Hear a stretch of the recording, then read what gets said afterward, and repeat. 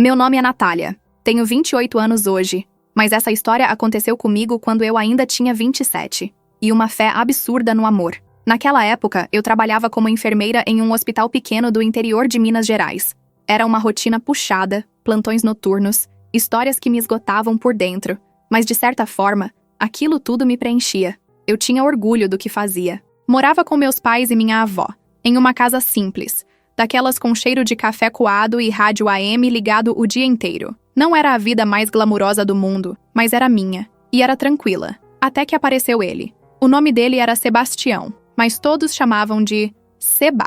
Eu o conheci de um jeito quase cinematográfico. Depois de um plantão de 24 horas direto, entrei no café do hospital com o cabelo preso num coque torto, olheiras até o queixo, e só queria um pão de queijo quente e silêncio. Ele estava lá, sentado na mesa do canto, mexendo no notebook como se o mundo girasse ao redor dele. Tinha aquele ar de quem nunca espera ninguém, mas está sempre pronto para ser notado. E ele me notou. Do nada, puxou conversa. Me chamou de enfermeira guerreira. Eu ri, meio sem graça. Quando vi, já estava anotando meu número num guardanapo manchado de café.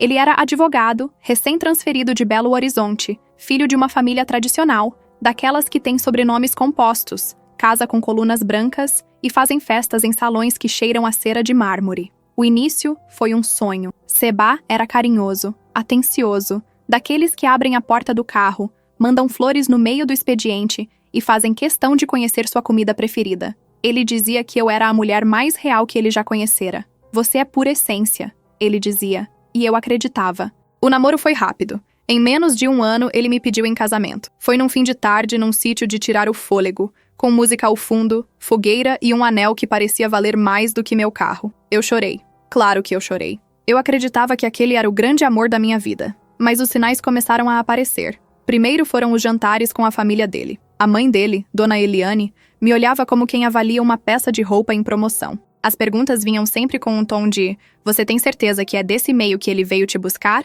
A irmã dele, Cecília, era pior. Fingia simpatia, mas sempre soltava alguma frase venenosa sobre minha profissão, meu sotaque, minha origem. Você é enfermeira? Nossa, que bonito! Deve ser difícil lidar com gente simples, né? Ela disse num almoço. Eu engoli seco. Seba percebia, mas sempre minimizava. Elas são assim mesmo, mas vão te amar quando te conhecerem melhor, dizia.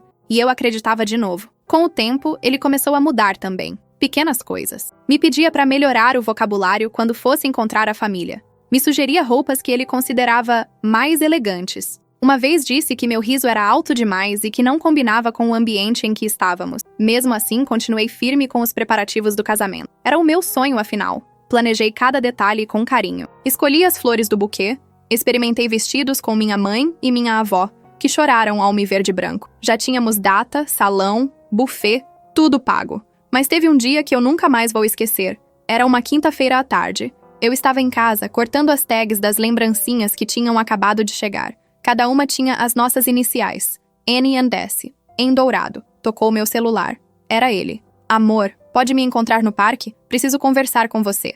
Achei que fosse algo sobre o casamento. Talvez alguma mudança no roteiro da cerimônia. Me arrumei rápido, coloquei um vestido leve, passei um batonzinho e fui. Lembro que o céu estava azul demais. Até isso parecia estranho. Quando cheguei, ele já estava lá, sentado no mesmo banco onde a gente se beijou pela primeira vez. Mas ele não estava sorrindo. Sentei ao lado e ele foi direto. A gente precisa dar um tempo.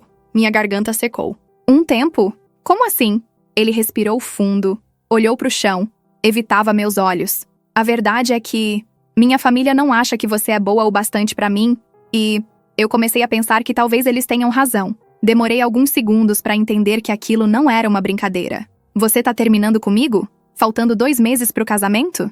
Ele só assentiu. Não chorei, não gritei. Fiquei ali, olhando pra frente, sentindo minha cabeça girar, como se o chão tivesse inclinado 90 graus. Tudo o que construí, tudo o que planejei, virou poeira em segundos. Ele foi embora, sem nem me encarar direito, e eu fiquei sentada naquele banco por quase 1 hora, ouvindo os grilos e os passos de pessoas que não sabiam que minha vida tinha acabado de desabar. Naquele momento, eu só pensava em como contar pros meus pais, em como cancelar tudo, no dinheiro perdido, no vestido pendurado no armário, no nome bordado nos porta-guardanapos. Mas principalmente eu pensava no que tinha feito de errado. Demorei dias para sair do quarto. Dormia com a luz acesa, como se isso afastasse o abandono. Minha mãe chorava escondido. Meu pai tentava ser forte, mas eu via nos olhos dele a raiva de quem queria proteger a filha e não pôde. Só que, entre uma madrugada e outra, algo começou a nascer dentro de mim. Não era tristeza, era um tipo de coragem amarga. Uma força que só vem quando você é arrancada de si mesma. Foi ali, naquele limbo entre a dor e o silêncio, que eu decidi. Não seria assim que essa história terminaria. E o que eu fiz depois? Ninguém estava preparado para ver. Nem ele, nem minha família. Depois daquele dia no parque, alguma coisa dentro de mim morreu. Mas, curiosamente, outra coisa nasceu. Algo que eu nunca tinha sentido com tanta intensidade. Não era só raiva. Era um tipo de indignação silenciosa, de ferida que pulsa, que respira. Durante os primeiros dias, eu apenas existi. Não respondia mensagens, não falava com ninguém. Meus pais andavam pela casa como se estivessem pisando em vidro quebrado, tentando evitar qualquer barulho que pudesse me fazer desabar de novo. A notícia correu rápido. Em cidade pequena, tragédia pessoal vira fofoca em menos de 24 horas. Gente que nunca falou comigo vinha com aquele olhar de pena, aquele "se precisar de algo, estou aqui", que soa mais como um prêmio de consolação do que empatia de verdade. Algumas pessoas sussurravam que, com certeza, eu fiz algo. Outras diziam que ele era um covarde. Mas, no fim das contas, ninguém sabia de nada. Ninguém sabia como era perder um noivo a 2 meses da cerimônia por causa de "você não é boa o bastante". Numa madrugada qualquer, entre uma insônia e outra, comecei a fuçar minhas redes sociais antigas. Queria apagar tudo que me lembrasse dele. As fotos, os vídeos, até os stories arquivados. Foi ali, num rolar de tela sem rumo, que vi algo que me paralisou. Uma foto, postada pela irmã dele. Era um jantar elegante, uma daquelas festas de gente rica, com arranjos gigantes e champanhe caro. E lá estava ele, de mãos dadas com outra mulher. Morena, magra, salto alto, cara de quem já nasceu rica. O mais chocante? O evento era da família dele. E a legenda dizia, finalmente com alguém à altura. Naquele momento, minha tristeza se transformou em fúria.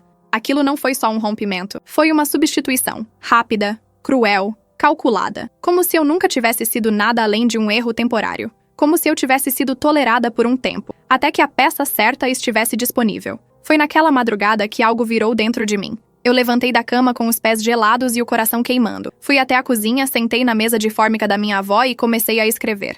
Nem sabia o quê. Só escrevi. Uma carta, um desabafo, talvez um manifesto. E ao final, escrevi uma frase que me gelou a espinha. Não vou ser só mais uma mulher descartada. Foi a primeira vez que pensei em não cancelar a cerimônia, mas também não queria me casar sozinha. Eu queria transformar aquilo em outra coisa. Um símbolo, um grito, uma cena impossível de esquecer. No dia seguinte, liguei para um amigo que não via fazia anos. O nome dele é Martim. Nos conhecemos na faculdade, antes de eu mudar de cidade. Ele sempre foi diferente. Um cara com alma de artista e coração de revolucionário. Ativista social, produtor independente, cabeça cheia de ideias malucas e sensibilidade afiada. Expliquei o que tinha acontecido. Contei tudo. Ele ficou em silêncio por alguns segundos. E depois só disse, vamos fazer disso uma obra-prima. E foi assim que começou o plano. Nos encontramos numa cafeteria discreta, 3 dias depois. Eu estava com o rosto ainda inchado de chorar. Mas ele me olhou como se eu fosse feita de ouro bruto. Disse que meu sofrimento tinha que ser canalizado, transformado em algo que fizesse o mundo inteiro olhar e ouvir. Você não vai destruir esse momento. Vai reinventá-lo, ele disse. Eu não sabia o que ele queria dizer exatamente, mas aquilo me deu fôlego. Pela primeira vez desde o rompimento, eu senti que tinha algum controle. Passamos horas desenhando o que faríamos. E o mais estranho, eu me senti viva de novo. Era como se, ao planejar aquela cerimônia não convencional, eu estivesse costurando minha alma aos pedaços. Decidimos manter a mesma data e o mesmo local da cerimônia original. O salão, as flores, a decoração, tudo já estava pago afinal. Mas o evento teria outro nome, outro tom, outra essência. Não seria um casamento. Seria um ato de renascimento. E acima de tudo, ninguém saberia o que iria acontecer. Comecei a convidar as pessoas com um convite misterioso. Mantive o mesmo visual dos convites antigos, com as mesmas iniciais,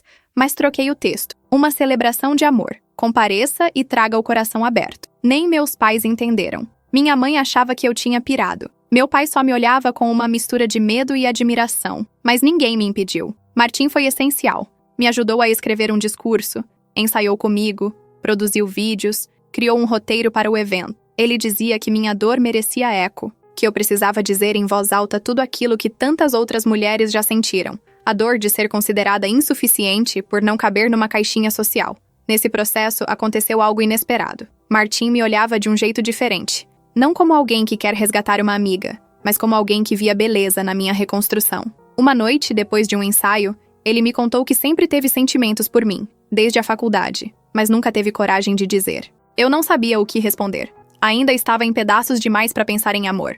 Mas, pela primeira vez, senti que alguém via meu valor sem me querer moldar. Enquanto isso, Sebastião recebeu um convite. O mesmo convite misterioso. Não sei se ele achou que eu estava implorando atenção, ou se ficou curioso, mas o que sei é que ele confirmou presença. E não foi só ele. A irmã, a mãe e até alguns amigos dele marcaram presença. E assim os dias foram passando. Cada noite, um ensaio. Cada madrugada, uma carta nova que eu reescrevia mentalmente. Dormia pouco, comia menos ainda, mas me sentia cada vez mais forte. Era uma força diferente. Não aquela que esmaga os sentimentos, mas a que os abraça e os transforma. No dia anterior à cerimônia, fui ao salão sozinha. Pedi para ficar lá uns minutos. Andei entre os arranjos, toquei nos bancos, testei o microfone, respirei fundo. Lembrei do que aquela cerimônia deveria ter sido e do que ela se tornaria. Naquela noite, dormi com o vestido pendurado na porta. Um vestido branco, sim, mas não para um casamento, para uma libertação. E ali, no silêncio do meu quarto, com a lua entrando pela janela e o som da cidade ao longe, eu fiz uma promessa a mim mesma. Ninguém mais vai dizer que eu não sou o suficiente. Nem ele, nem ninguém. O dia da cerimônia estava cada vez mais próximo, e conforme os minutos avançavam, uma mistura de euforia e pânico me tomava. Eu acordava no meio da madrugada com o coração acelerado, como se o próprio corpo me lembrasse que aquilo tudo era real, que eu estava prestes a fazer algo que poderia mudar tudo, ou virar piada em grupos de WhatsApp. Eu sabia o risco que estava correndo. Afinal, quem marca uma cerimônia, convida familiares e amigos, manda convite para ex-noivo e não explica o que vai acontecer, todo mundo achava que eu tinha surtado. Até minha melhor amiga, que me apoiava em tudo desde a infância, chegou a perguntar se eu tinha certeza disso. Eu disse, tenho. E não era mentira. Tinha certeza de que se eu me calasse e se deixasse esse momento passar, eu ia me arrepender pro resto da vida. Martim, como sempre, era meu escudo emocional. Ele estava comigo todos os dias, produzindo os detalhes do evento, revisando cada palavra do discurso, até mesmo me treinando para controlar minha respiração no palco. Sim, no palco. Ele improvisou um pequeno palco no salão, com iluminação suave e um microfone central. Você vai falar como se estivesse devolvendo sua própria voz ao mundo, ele dizia. E de fato, era isso. Enquanto isso, mensagens começaram a chegar no meu celular. Pessoas querendo saber se era verdade que a cerimônia ia acontecer mesmo sem noivo. Uma tia distante perguntou se eu ia entrar com outro homem. Uma ex-colega de trabalho disse que estava com vergonha por mim. Eu apenas sorria e agradecia. Ninguém entendia o que eu estava prestes a fazer. E era exatamente isso que tornava tudo tão poderoso. Na véspera do evento, Martim chegou com uma caixa de madeira nas mãos. Era simples, rústica, com uma pequena tranca dourada. Vai ser isso aqui que você vai carregar quando entrar no salão, ele disse. Abri devagar. Dentro havia o anel de noivado que Sebastião me deu. Aquele mesmo que eu tinha guardado num canto da gaveta, tentando esquecer. E uma cópia da carta que ele me escreveu no dia do rompimento. Aquela frase ridícula. Acho que minha família está certa. Você não é o tipo de mulher que combina comigo. Ainda me embrulhava o estômago. Ao lado da carta, Martim colocou um espelho pequeno, redondo, com um detalhe em madrepérola na borda. Isso aqui é para lembrar quem você é. Quem você sempre foi, antes de tudo isso. E quem você vai continuar sendo depois. Naquele momento eu chorei. Mas não era o choro de antes. Era outro tipo. Uma mistura de luto e libertação. Como se eu estivesse, finalmente, me despedindo daquela versão de mim que aceitava ser diminuída para caber nos moldes dos outros. E então, chegou o dia. Acordei às 5 da manhã, sem precisar de despertador. O céu ainda estava escuro, e a cidade dormia como se não fizesse ideia do que estava por vir. Tomei banho longo, vesti meu vestido branco, simples, elegante, sem véu, sem cauda, nada de princesa. Eu não queria parecer uma noiva, queria parecer uma mulher em pé, inteira, pronta para contar sua história. Minha mãe me olhava com lágrimas nos olhos, mas não dizia nada. Ela sabia que, naquele dia, não adiantava dar conselhos. Meu pai, que raramente demonstrava emoção, me deu um abraço apertado e sussurrou: "Você tem mais coragem do que qualquer homem que eu conheço." Cheguei no salão 1 hora antes do início. Estava tudo exatamente como eu havia sonhado, mas com uma nova energia. As flores estavam no lugar. A música instrumental tocava suavemente. Os convidados começaram a chegar, um por um, com olhares desconfiados, cochichos e celulares nas mãos. Ninguém entendia. Alguns olhavam ao redor, procurando Sebastião. Ele ainda não tinha chegado. Martim me esperava nos bastidores. Vestia um terno escuro, mas sem gravata, com aquele estilo meio desleixado e charmoso que era só dele. Ele sorriu quando me viu com a caixa nas mãos. "Pronta para fazer história?" perguntou. E eu, pela primeira vez desde o início de tudo, respondi: "Pronta." Quando a porta principal do salão se abriu e eu entrei sozinha, um silêncio cortante tomou o lugar. Era como se todos os sons tivessem sido sugados para dentro de mim. Meus passos eram o único ruído, todos os olhos voltados para mim. Algumas bocas entreabertas, outros com o celular tremendo na mão, prontos para registrar a bomba. No fundo do salão, Sebastião tinha acabado de chegar. Ele estava ao lado da mãe e da irmã, vestindo um terno cinza claro, com a expressão de quem tinha certeza de que eu estava prestes a implorar por ele de volta. Parei no centro do palco. Respirei fundo. Martim ajustou o microfone. Eu abri a caixa e, com calma, coloquei o anel e a carta sobre o púlpito. Então, olhei para frente e comecei a falar. Falei de tudo. Da dor de ser descartada como um objeto. Da violência silenciosa de ser chamada de insuficiente. Do amor que se molda para agradar e que, um dia, acorda vazio. Falei dos julgamentos, dos olhares, das palavras não ditas. Falei como mulher, como filha, como ser humano. E falei para todas as outras mulheres que estavam ali e que já tinham passado por algo parecido e nunca tiveram voz. Enquanto eu falava, vi rostos mudando, gente chorando, gente tremendo. Gente que abaixava o olhar, envergonhada. E ao fundo, Sebastião, imóvel. Pela primeira vez ele não tinha argumento. No final, peguei o anel, olhei para ele e depois joguei dentro da caixa com a carta. Fechei. Tranquei. E deixei ali, no centro do palco, como um túmulo simbólico, um enterro, uma liberação. O salão explodiu em aplausos, gritos, lágrimas, abraços. Eu não esperava, nem queria aquilo, mas foi como se todos tivessem segurado a respiração até aquele momento e, enfim, pudessem soltar. Martim subiu no palco e me abraçou forte. Meus pais vieram logo depois. Minha mãe chorava sem parar. Meu pai só repetia, minha filha, e Sebastião. Saiu sem dizer uma palavra. A irmã puxando o braço dele, a mãe com o rosto vermelho de vergonha. Naquele dia eu não me casei com ninguém, mas me reconciliei comigo mesma. Eu queria dizer que depois daquela cerimônia tudo ficou mais fácil. Que a dor passou, que o mundo me aplaudiu e que eu fui dormir em paz naquela noite. Mas não foi assim. A verdade é que, quando as luzes do salão se apagaram e o último convidado foi embora, eu me vi sozinha no palco, olhando para aquela caixa trancada com um anel e uma carta dentro. E foi como se, de repente, todo o peso voltasse. Como se meu corpo dissesse, agora que você enfrentou tudo, pode desmoronar. E eu desmoronei. Chorei no chão do palco com o vestido amassado e os joelhos doendo. Martim sentou ao meu lado, em silêncio. Ele não tentou me consolar com palavras bonitas. Só ficou ali, comigo. E isso foi mais do que suficiente. Na manhã seguinte, quando acordei, meu celular estava explodindo. Tinha mensagens de desconhecidos, prints de postagens, vídeos circulando. Alguém tinha gravado todo o discurso, com imagem nítida e som claro. Em poucas horas, meu vídeo tinha ido parar em páginas de apoio às mulheres, fóruns de debate e até perfis de celebridades comentando o ato de coragem da noiva abandonada. Eu não sabia se ria, se chorava ou se fingia que nada estava acontecendo, mas estava. A coisa tinha tomado uma proporção que eu jamais poderia imaginar. A primeira reação foi de susto. Depois veio o medo. E, por fim, um tipo de orgulho estranho, como se, pela primeira vez, eu tivesse me colocado no mundo de verdade. Gente do país inteiro mandava mensagem contando histórias parecidas. Mulheres que foram deixadas, silenciadas, trocadas. Homens pedindo desculpas por atitudes que agora reconheciam como cruéis. Até adolescentes diziam que tinham mostrado o vídeo para mães e tias que choraram vendo.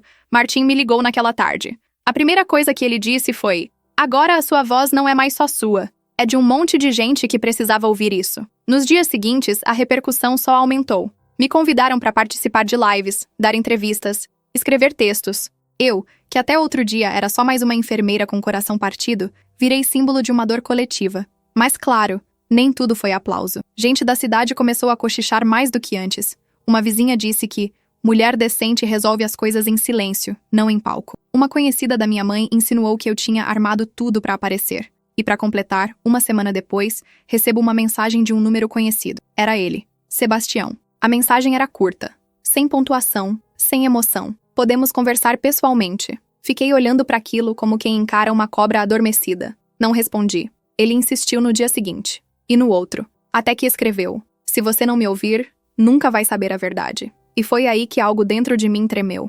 A verdade? Marcamos num lugar neutro, um café discreto, fora da cidade. Levei Martim comigo, não para ficar junto, mas para esperar do lado de fora, só por segurança emocional. Eu não sabia o que esperar. Não sabia se ainda ia tremer ao vê-lo. Não sabia se ia gritar, bater, chorar. Mas não. Quando ele entrou, atrasado, com aquele mesmo ar de homem seguro e terno bem passado, eu senti nada. Ele sentou à minha frente e demorou para falar. Mexia no guardanapo, desviava o olhar. Até que soltou. Você me expôs. Quase ri. Aquela era a preocupação dele? A exposição? Você se expôs sozinho, Seba. Ele respirou fundo. Começou a falar de arrependimento, da pressão da família, de como foi enganado pela mãe, que desde o início colocava coisas na cabeça dele. Disse que ficou com a outra mulher por imposição, que nunca deixou de me amar. Eu ouvia como quem escuta um audiobook repetido demais. Era tudo previsível. As desculpas, as lágrimas forçadas, o pedido de segunda chance. Aí ele disse algo que me fez travar. Você podia ter feito isso diferente, sem público, sem me destruir. Foi ali que entendi. Ele não estava arrependido do que fez. Estava constrangido pelo que sofreu depois, pela perda do controle, pela narrativa que escapou das mãos dele. Levantei devagar, peguei minha bolsa e olhei nos olhos dele uma última vez. Você não me destruiu, Seba. Você me construiu. À força, na dor, na raiva. Mas foi você quem me empurrou para a versão mais forte de mim mesma. Então, obrigado. Saí do café sem olhar para trás. Martim estava encostado no carro, ouvindo música. Quando me viu, desligou e perguntou: quer falar sobre? E eu, pela primeira vez, respondi com convicção: não, tá tudo dito. Nos meses que seguiram, minha vida deu uma guinada. Voltei pro hospital, mas com outro olhar. Criei um projeto com Martim para dar suporte a mulheres em situação de abandono emocional. Não só em relacionamentos, mas em todas as esferas. Fizemos rodas de conversa, eventos, palestras. O projeto cresceu tanto que fomos convidados para apresentar em outras cidades. Martim e eu ficamos ainda mais próximos. Ele nunca pressionou nada. Sempre respeitou meu tempo, meu espaço, meu silêncio. E pouco a pouco comecei a olhar para ele com outros olhos. Não os da mulher ferida que se agarra a um salvador, mas os de alguém que encontra um parceiro de verdade. Alguém que anda do lado, e não na frente. Nosso primeiro beijo foi leve, despretensioso, quase tímido. Nada de fogos de artifício. Mas tinha verdade. E era isso que eu queria agora. Verdade. Hoje, quando olho para trás, não consigo odiar o que vivi com Sebastião. Ele foi o gatilho de uma transformação que eu precisava, ainda que tivesse vindo como um terremoto. E quanto àquela cerimônia, bom, ela não foi um fim, foi um marco. Porque às vezes, a gente precisa se vestir de noiva e encarar o altar da vida para se lembrar de quem é. E se, no processo, a gente arranca algumas máscaras, melhor ainda. A vida tem uma maneira muito estranha de nos devolver tudo que ela nos tira. Às vezes com juros, outras vezes de forma tão silenciosa que só percebemos quando tudo já mudou. Depois da cerimônia, depois do café com Sebastião, depois das lágrimas e do vídeo viral, veio o silêncio. E dentro dele, eu comecei a me escutar de verdade. Nos meses que seguiram, algo em mim se reprogramou. Eu voltei a trabalhar no hospital com uma energia diferente, como se tivesse deixado para trás uma versão apagada de mim e voltado como alguém que finalmente sabia seu próprio valor. Passei a escutar as pacientes com mais empatia, a notar pequenos sinais de dor emocional, a acolher com mais calma. Até minha postura mudou. As colegas diziam que eu estava mais firme, que parecia mais inteira. E era isso mesmo. Eu tinha me juntado de novo. Martim continuava presente. Aliás, cada vez mais. Nosso projeto, que começou como uma ideia improvisada num guardanapo, cresceu rápido. Recebemos convites para eventos, rodas de conversa, até universidades começaram a nos procurar. E o mais bonito era que as mulheres vinham até nós não só para contar suas histórias, mas para agradecer. Diziam que meu vídeo tinha despertado algo, que ouvir aquela cerimônia havia sido como acender uma luz num quarto fechado há anos. Uma delas, Sandra, me marcou profundamente. Ela tinha 55 anos, 3 filhos e uma vida inteira dedicada a um casamento em que foi diminuída todos os dias. Me disse que depois de ver meu discurso, olhou no espelho e disse pela primeira vez: "Eu mereço mais." Ela chorava tanto que mal conseguia falar. E eu abracei aquela mulher como se estivesse abraçando a mim mesma, porque no fundo, todas nós estamos tentando sair de algo, de alguém, de um trauma, de uma ideia que nos ensinaram. Nesse processo todo, Martim foi meu chão. Nunca forçou nada. Nunca me cobrou sentimento, presença, reciprocidade. Ele simplesmente estava lá. Quando eu tinha uma crise de insegurança, ele me ouvia. Quando eu queria rir à toa, ele ria comigo. Quando eu queria ficar em silêncio, ele também ficava. E aos poucos, esse companheirismo se transformou em algo mais. Não foi um clique, foi um acúmulo de gestos. De olhares que demoravam um pouco mais. De mãos que se encostavam sem querer. De conversas que iam fundo. Nosso primeiro beijo aconteceu numa tarde chuvosa, na varanda da casa dele. Eu estava nervosa, ele também. E foi tão delicado, tão sincero, que eu entendi. Era assim que o amor deveria começar.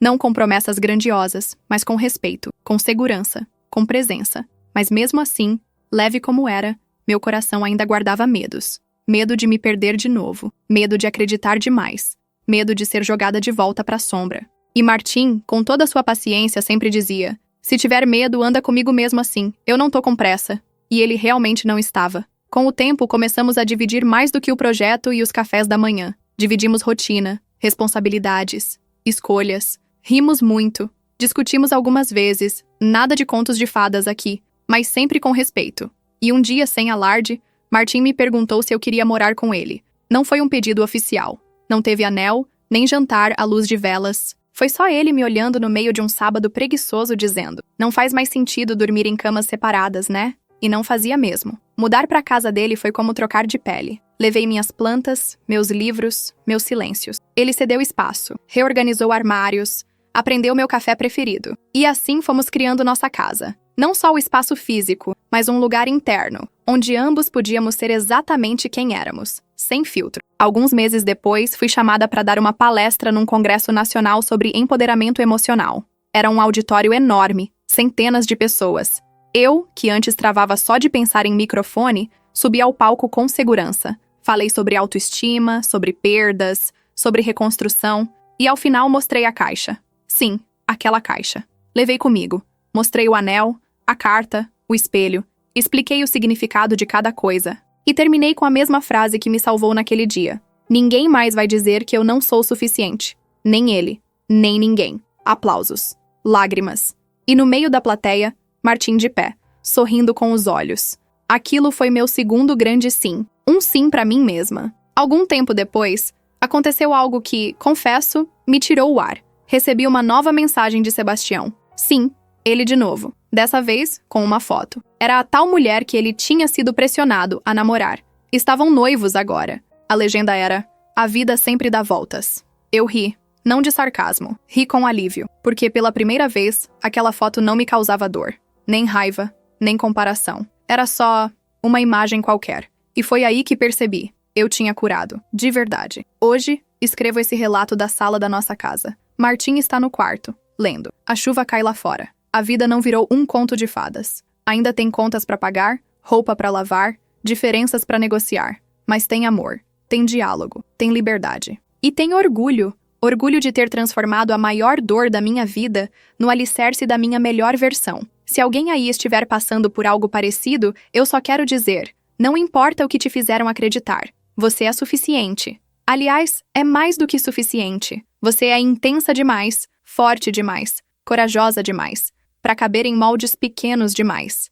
E se, para lembrar disso, você precisar entrar sozinha numa cerimônia, entre, com a cabeça erguida. E com uma caixa nas mãos que diga ao mundo: isso aqui é minha história, e eu escolho como ela termina.